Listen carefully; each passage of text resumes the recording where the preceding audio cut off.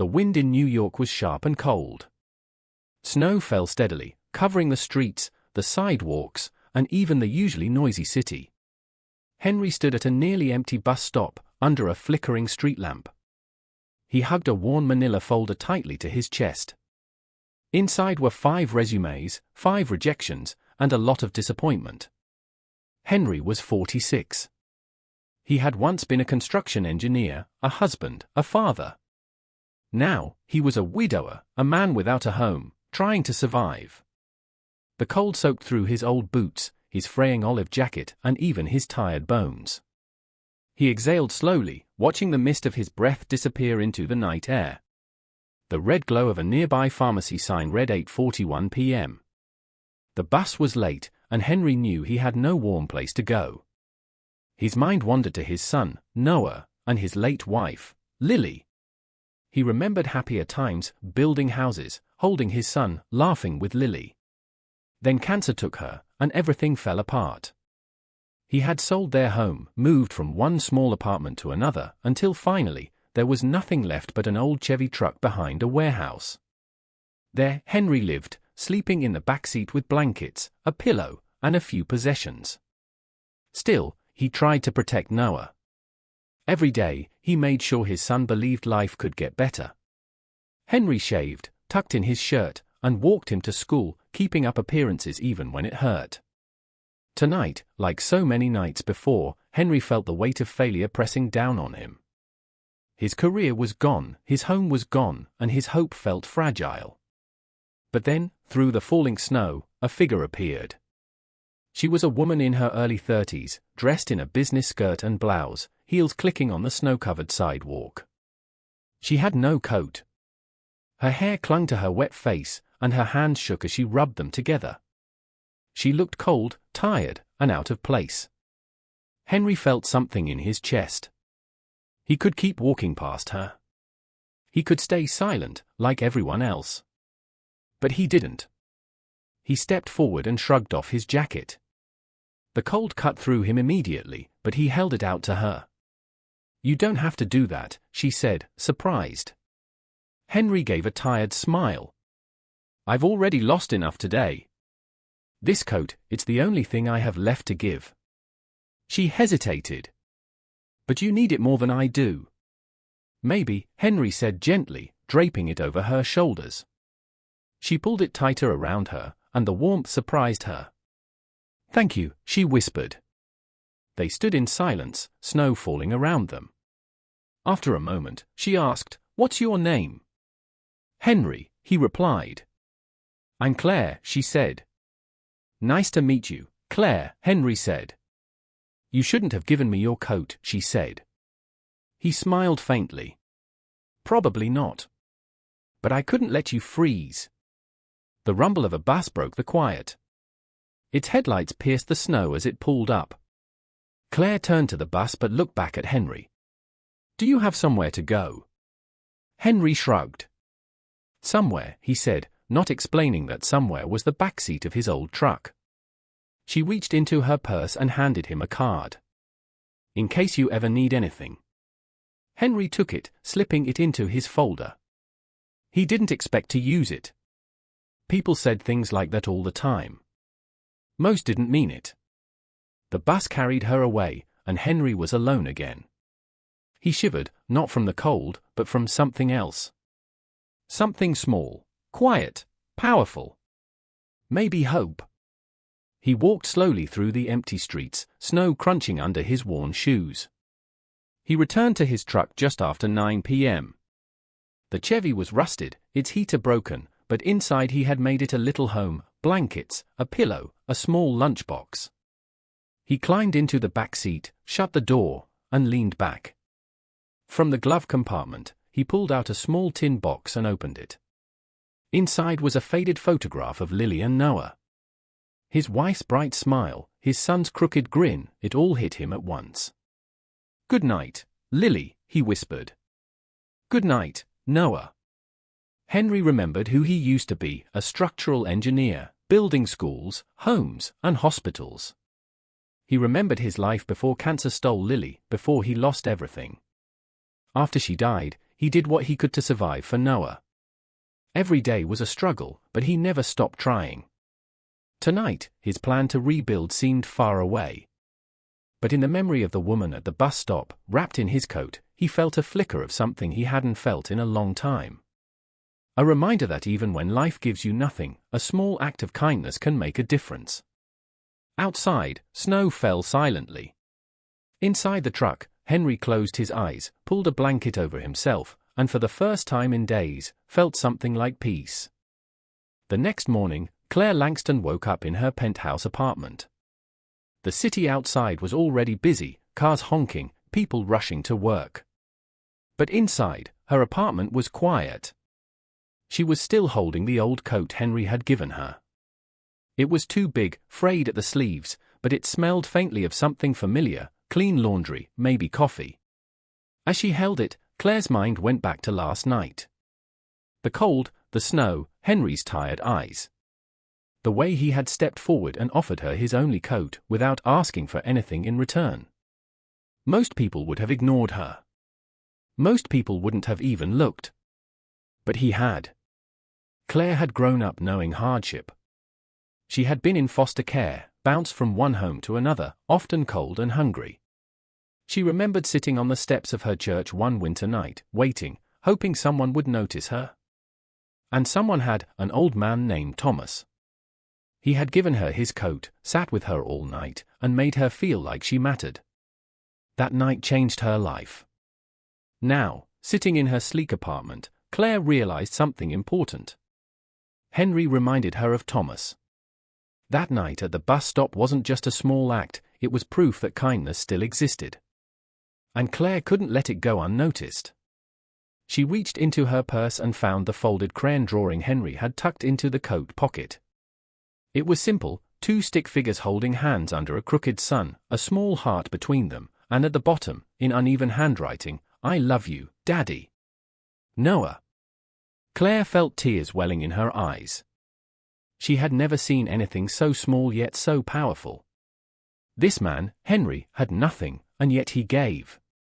And in doing so, he reminded her of everything she had once believed in but had buried under years of work, deadlines, and success.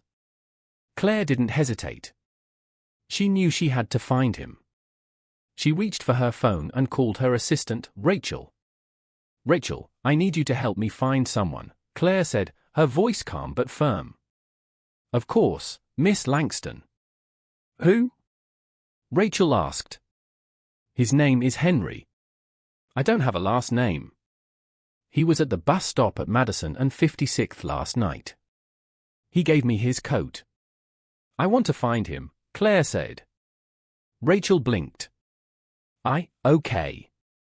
I'll see what I can do. This stays between us, right?" "Of course," Claire replied. Rachel and her team went to work. They were used to tracking down executives, developers, or rare talents. Now, they were tracking a homeless man. They pulled surveillance footage from nearby intersections, watched the snow falling around Henry's figure as he waited at the bus stop. They traced bus routes, checked passenger logs, searched for any trace of him online. Finally, Rachel returned with a folder. "His name is Henry Miles," she said. "He used to be a structural engineer.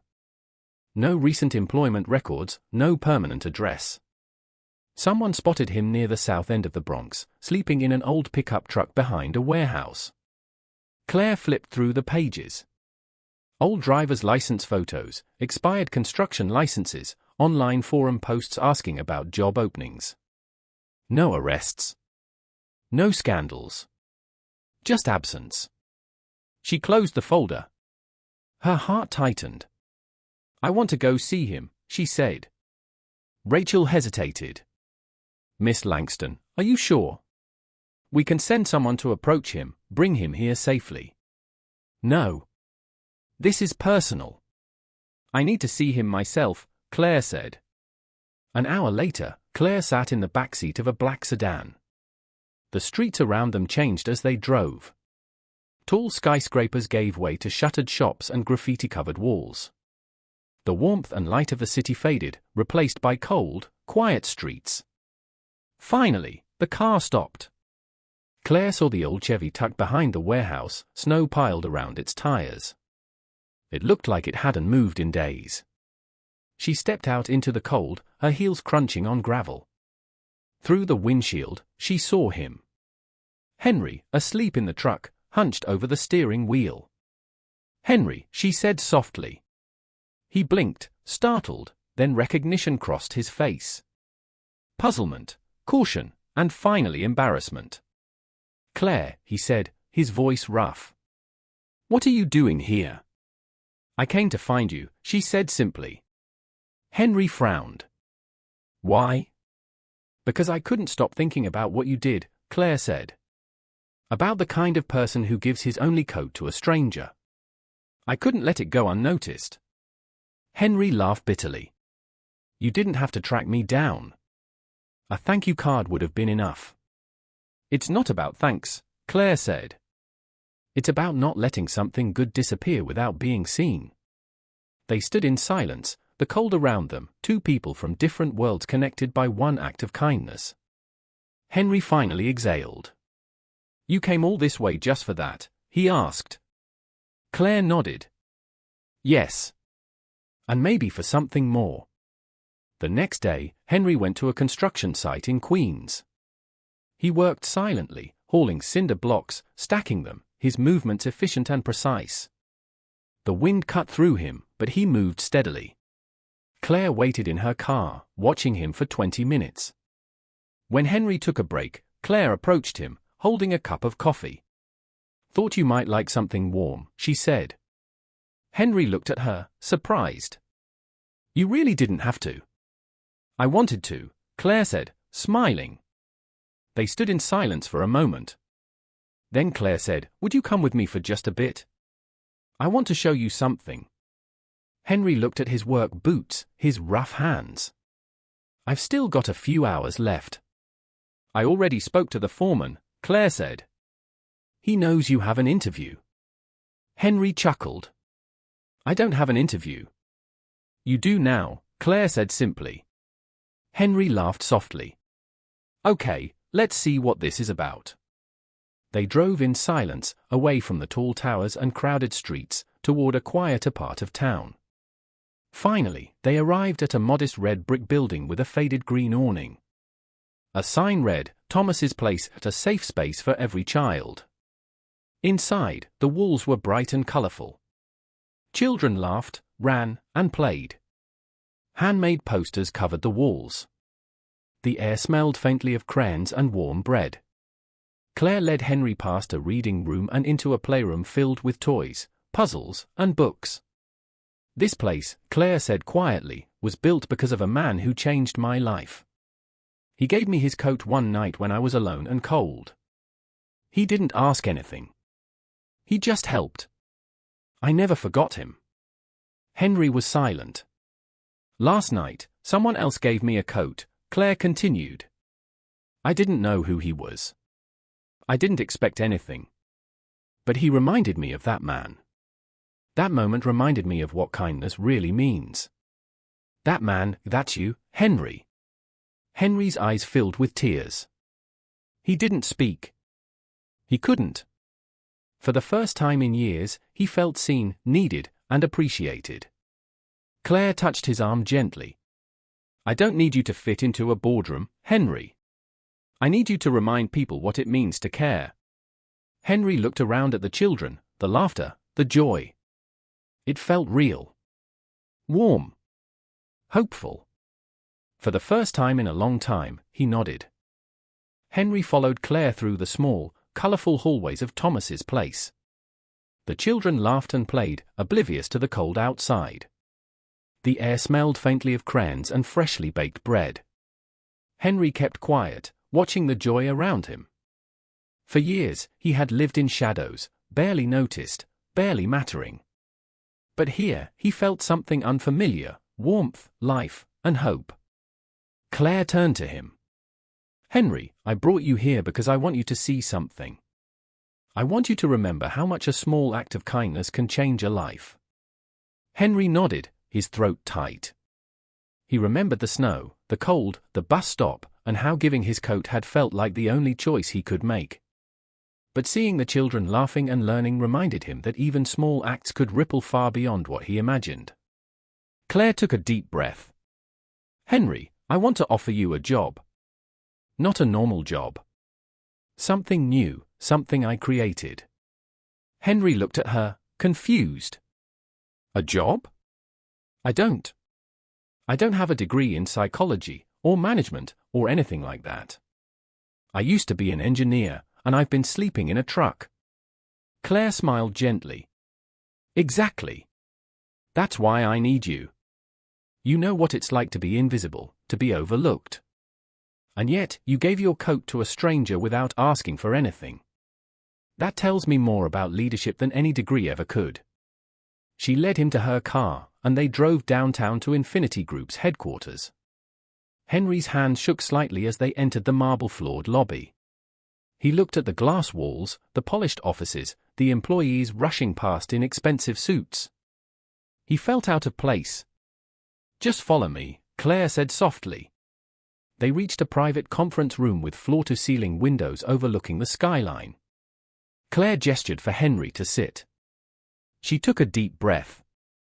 "This is not about your coat," she said. "I kept it, it's mine now. This is about you. You reminded me, and now I want you to remind others, what it means to care." Henry frowned, unsure.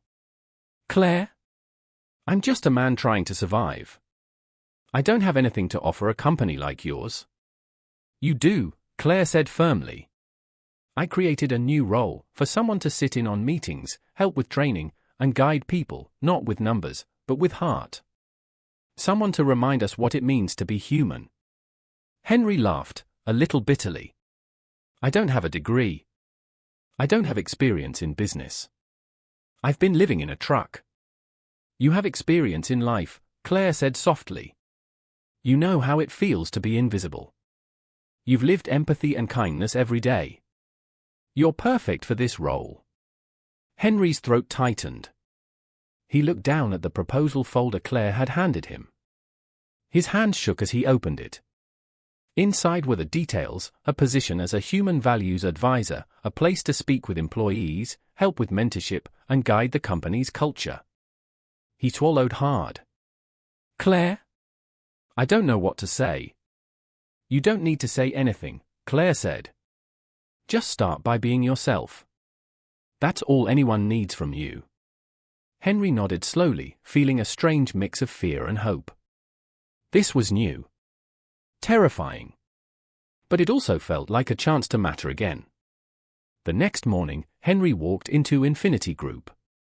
He wore a borrowed suit, clean and pressed, but his hands were still rough, his hair a little messy. Claire introduced him simply, "This is Henry Miles. He's here to help us build something more meaningful than profit." The room of employees looked at him skeptically. Some whispered. Others shrugged. Henry didn't flinch. He began to speak. "I want to share something with you," he said quietly. "Not a sob story. Not something to make you pity me. Just pieces of my life. A life where I lost everything: home, family, stability. But I learned something: kindness matters. Seeing people, really seeing them, can change lives." At first, the employees listened cautiously. But Henry's words had a quiet power. They didn't feel preached at, they felt understood. He asked simple questions. "When was the last time you really looked someone in the eye? Do you know the janitor's name on your floor? What would you do if you saw someone crying in the break room?" No charts. No data. Just empathy. Slowly, people leaned forward, thought about their actions, and began to listen. Interns came to him first, then junior developers, then department heads. Some talked about stress. Others about burnout. A few just sat quietly, drinking coffee, feeling seen for the first time. "You're not broken," Henry told a young programmer one day. "You're just tired. Being tired doesn't mean you're weak. It means you've cared too much without someone caring back." The words were taped to doors, printed on mugs, and sent in emails. The office slowly changed. Laughter returned. Employees felt noticed, appreciated. Productivity rose, not from pressure but from feeling valued. Claire watched from her office. She saw Henry's quiet impact. The office felt alive, human again. She smiled, seeing that he was exactly what the company needed. Henry's life also began to change outside of work. With Claire's help and a housing stipend, he bought a small one-bedroom apartment on the edge of Brooklyn. Not much, but it had a porch, a garden plot, and walls that didn't rattle in the wind. Most importantly, it had room for Noah. Henry's son returned to live with him after starting university. Their first dinner in the new apartment was simple, spaghetti and garlic bread. But to Henry, it was perfect. Noah looked at him, tears in his eyes, and said, "You kept your promise." Henry couldn't speak. But his eyes said everything. Claire and Henry began seeing each other more outside work. Lunches became coffee breaks became walks in the park, and then evenings together, sharing stories, laughs, and quiet moments. Slowly, they grew closer, naturally, without pressure or expectation. One evening, standing on a rooftop watching the sunset over the city, Claire said softly, "You've changed this place, Henry." Henry chuckled. "No, I just reminded them of what they already knew." She smiled, looking at him. "And you reminded me, too." It was in that moment Henry realized something he hadn't felt in years. He belonged somewhere again, not because of money or position, but because he mattered. Henry's first weeks at Infinity Group were quiet, but powerful. There were no big celebrations, no banners, no speeches, just Henry sitting in a small, cozy office Claire had prepared for him. A few plants, second-hand books, a coffee pot that never emptied. It wasn't much, but it felt like home. At first, the employees were skeptical. Many had never seen anyone like Henry in a corporate office. No degrees from fancy schools, no suit tailored to perfection, no impressive resume. Just a man who had lived hardship and kindness. But Henry had something more important than credentials, real-life experience. He shared stories of struggle, loss, and resilience, not to get sympathy, but to teach perspective. Slowly, people began to listen. He asked simple questions that made employees pause. "When was the last time you really noticed someone? Do you know the name of the janitor who cleans your floor? What would you do if you saw someone upset in the break room?" No one expected these questions in a boardroom. But they made people think. And over time, they began to act differently. Interns started seeking him out first. They shared small worries, questions about life, and sometimes just sat quietly while Henry listened. Then junior developers came. Later, department heads. Some were stressed or burnt out. Others just needed someone to notice them. "You're not broken," Henry told a young programmer who hadn't slept in days. "You're just tired. Caring too much without anyone caring for you is exhausting. That's all." The office slowly transformed. Break room chatter became lighter, laughter returned, and employees felt seen. Productivity didn't rise because of pressure, it rose because people felt valued. Henry's influence spread quietly, without rules, charts, or targets. It was human and honest. Claire watched from her corner office. She noticed how the company had changed. She saw employees going out of their way to help each other, check in, or simply smile. It was subtle, but real. Henry hadn't changed the company by building systems or strategies, he changed it by reminding people to care. Outside of work, Henry's life was also slowly rebuilding. With Claire's help and a small housing stipend, he rented a small one-bedroom apartment on the edge of Brooklyn. Not luxurious, but safe and warm, with a little porch and a small garden plot. Noah, his son, had returned from university to live with him.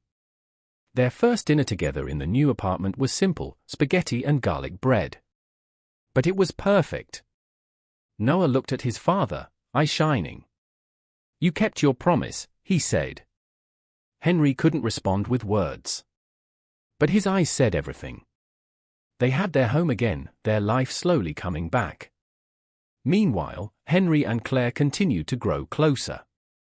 At first, their time together was about work, meetings, mentoring sessions, and discussions about company culture. Then it became lunches, walks to the subway, and coffee breaks together. Eventually, evenings spent talking, sharing stories, and laughing. It wasn't dramatic. It wasn't rushed. It just happened naturally. Two people who had built walls around themselves slowly learning to let someone in. One afternoon, Claire suggested they hold a special day at the company. One kindness day, she called it. A day where employees focused on caring for each other, noticing small acts of kindness, and sharing gratitude. Henry helped organize it.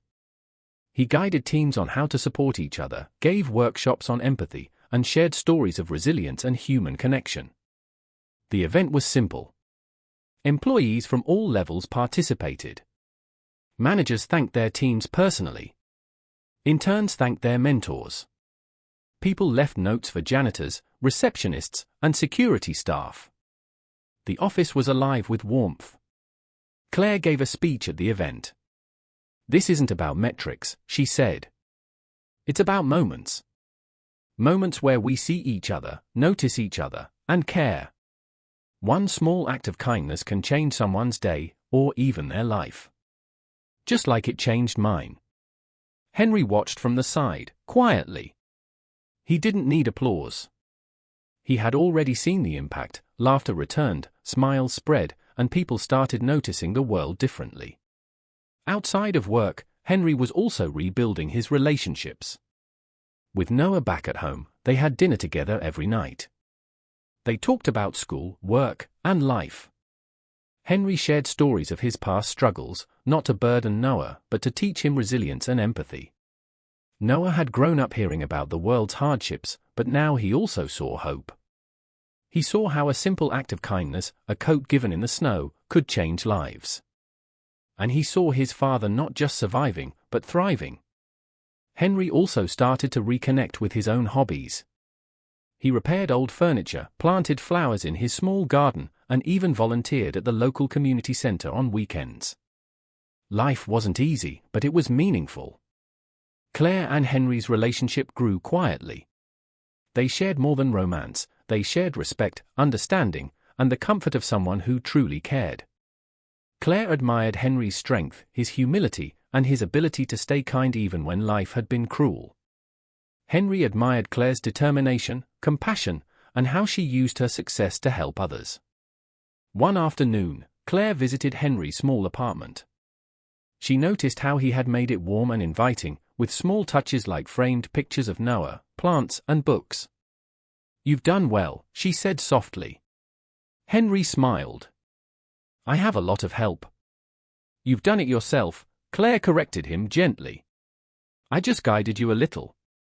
You've built a life worth living again, Henry. And more importantly, you've reminded others how to live it too."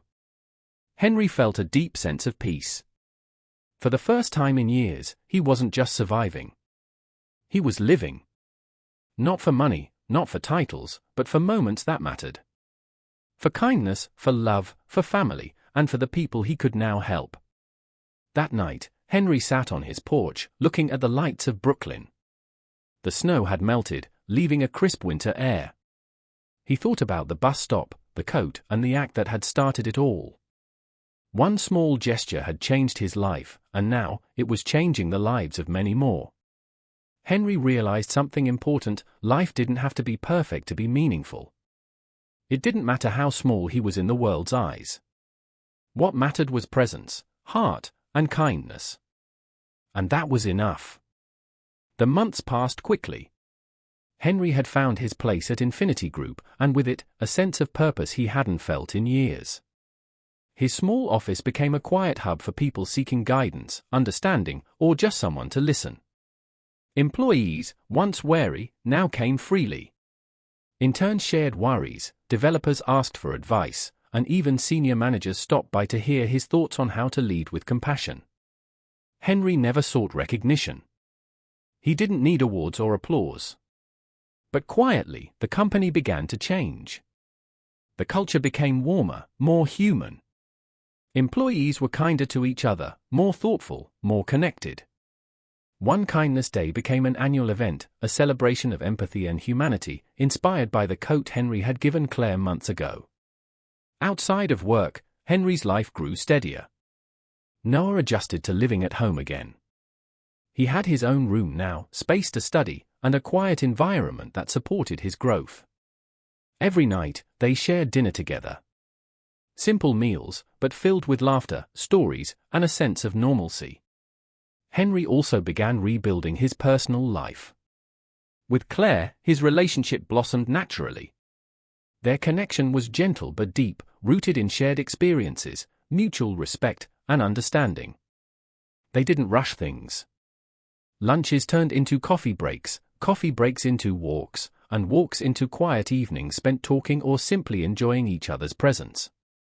One day, Claire invited Henry to a small rooftop gathering at Infinity Group. The sky was pink with the setting sun. Employees mingled, enjoying snacks and warm drinks. Claire took the microphone.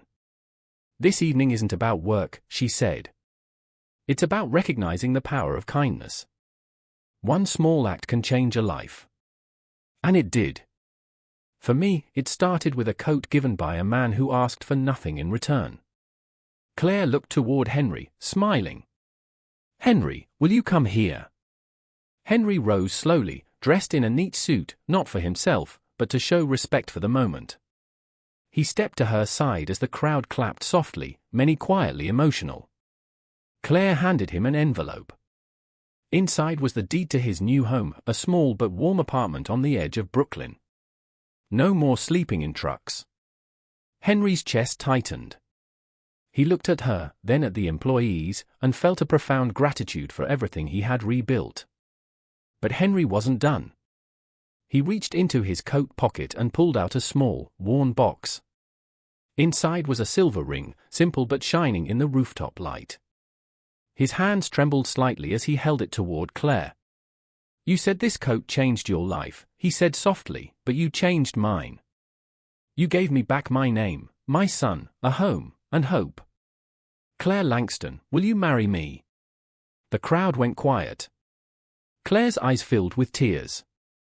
She laughed softly, choked with emotion, then nodded. "Yes. Of course, yes." The applause erupted, but Henry and Claire barely noticed. They stood together, hands intertwined, hearts full, feeling a love that had grown quietly through acts of kindness, trust, and understanding. A month later, they were married at Thomas's place, the red brick community center that had played such a special role in both their lives. Children from the center made paper flowers. Volunteers helped arrange mismatched chairs.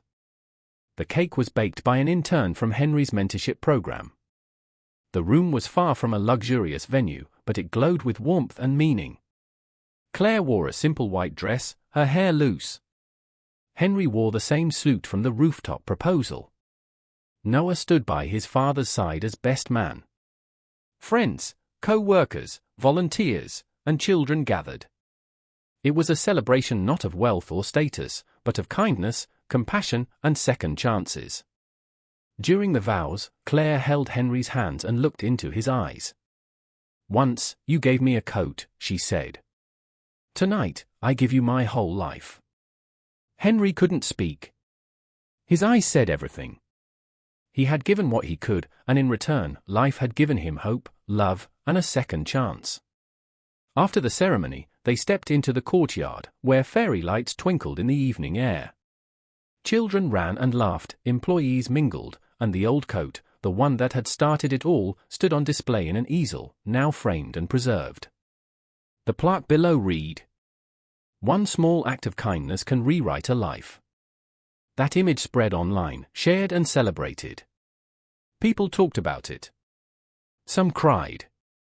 Some smiled. And in every retelling, the message was clear: kindness mattered. It could change someone, even an entire company, and even a life. Henry didn't have much, but he had given what he could. And in return, he had received so much more: a home, a purpose, a loving relationship with Claire, and the joy of being a father again to Noah. Over time, Henry continued his work at Infinity Group, mentoring employees, teaching empathy, and guiding company culture. But he also remained humble. He remembered the bus stop, the cold night, the coat, and the stranger he had helped unknowingly. That memory reminded him why he gave, why he cared, and why life could still be beautiful even after hardship. Noah thrived at home and school, inspired by his father's perseverance. Claire and Henry built a life together, simple but full of meaning. They supported the community, visited Thomas's place often, and inspired others to act with kindness. And so, Henry's life had come full circle. From the cold, lonely streets of New York, sleeping in a truck, to a home filled with love, purpose, and hope, he had rebuilt not just his own life, but the lives of those around him. It all began with a coat. One small act of kindness. One moment that changed everything. And it continued through countless small actions, showing that even in a harsh world, compassion could create beauty, hope, and love. Henry and Claire's story became a symbol that no one is too small, too poor, or too broken to make a difference. And that the simplest gestures, like a coat, a smile, or a kind word, can echo further than anyone ever imagines. Sometimes, all it takes is a heart willing to give. Henry had given, and in return, he had received life in its fullest form, love, family, purpose, and the knowledge that kindness is the greatest legacy anyone can leave behind. And as Henry, Claire, and Noah stood together, watching the sun set over Brooklyn, they knew that no matter what challenges came, they would face them with compassion, hope, and each other. The coat remained, framed and eternal, a reminder to everyone, a simple act of kindness can rewrite a life.